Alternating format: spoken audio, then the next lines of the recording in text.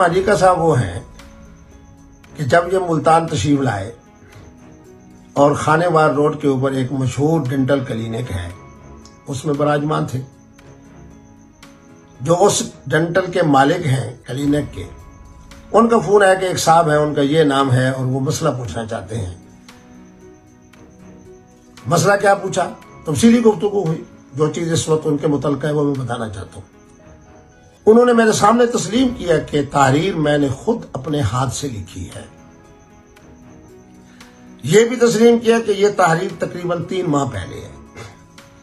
यह भी तस्लीम किया कि इद्दत गुजर चुकी है। अब मुझसे मसला पूछ रहे हैं कि अगर मैं अब रुजू करूं तो क्या मैं शरई तौर पर रुजू कर सकता हूं। मैंने कहा नहीं, तहरीर आपने खुद लिखी, इद्दत गुजर चुकी है, आप खुद फरमा रहे हैं, अब रुजू कैसे